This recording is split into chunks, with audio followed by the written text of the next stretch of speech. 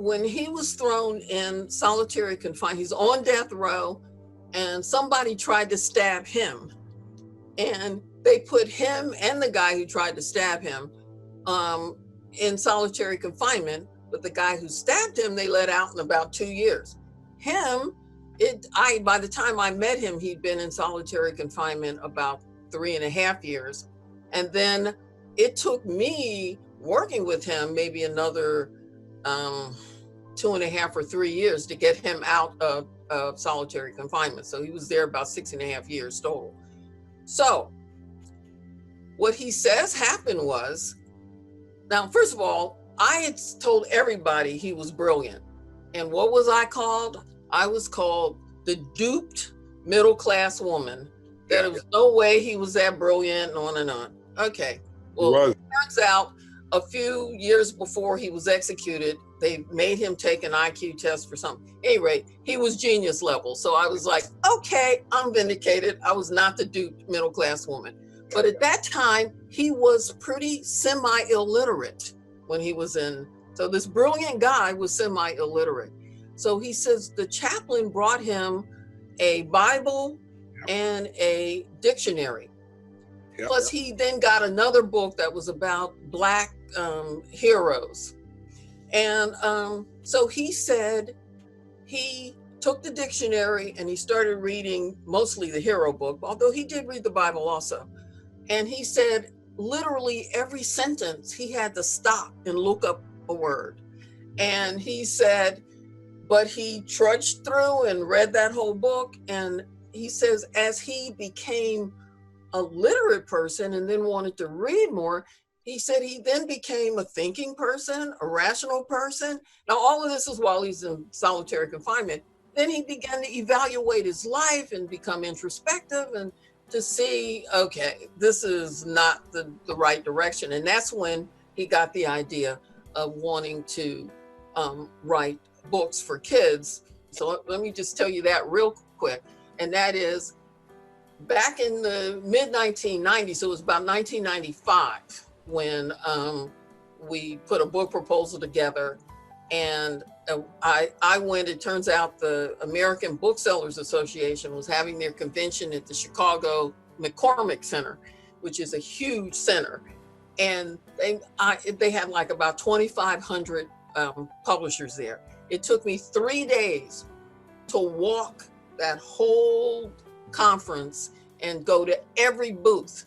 Only 3 publishers were willing to deal with a Black guy on death row, even though his books were to try to save kids, but they didn't want. So only three, and then of the 3, we picked one, and that was the beginning of him being able to sort of concretize. What would he want people to know today? Because I was, one of the great gifts of my life, one of the great privileges was being the one person, white person he asked to come speak at his funeral, and he let me know he wanted peace was the most important thing. But what would he see today? What would he want people to know today? I think individual responsibility and courage.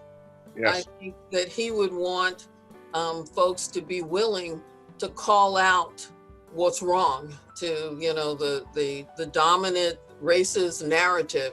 When you see it, call it out, because that's what he did. When you see it, have the courage to stand up and call it out. So I think that's what, so I think much of what we're talking about here, not even much, all of what we're talking about tonight, he would, today, he would support. Thank you, Barbara. Thank you for sharing that. It's a part of history a lot of people don't know, and you've been on the edge of it there.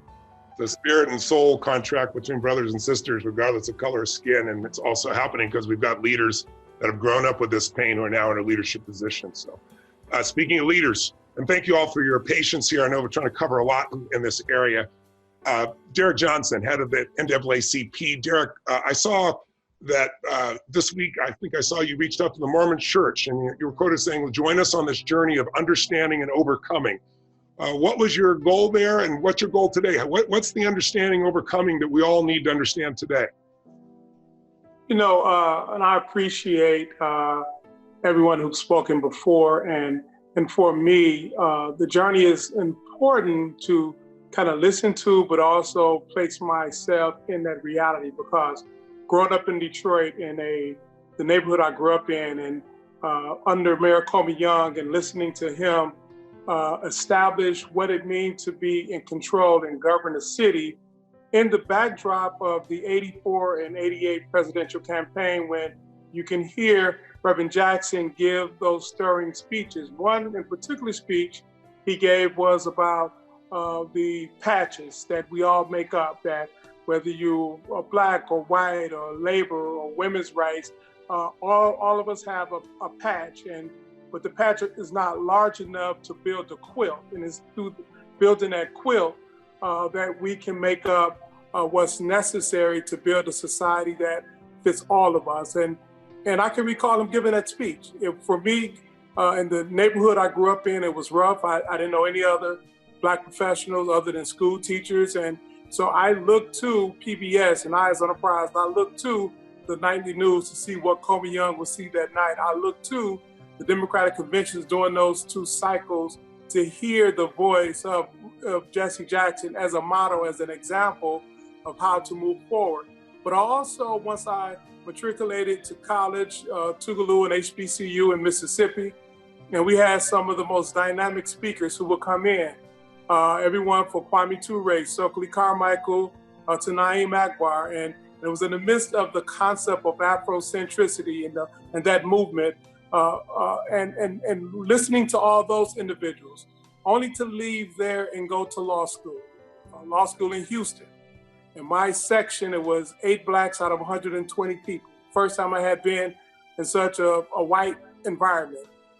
There was the largest standalone, it still is, it's the largest standalone law school in the country. About 65 African Americans in the entire school at that time, close to 1,200 students. A different reality, a different atmosphere, something I had not been used to because I had grown accustomed to growing up in a city like Detroit, 75, 80% Black, going to an HBCU.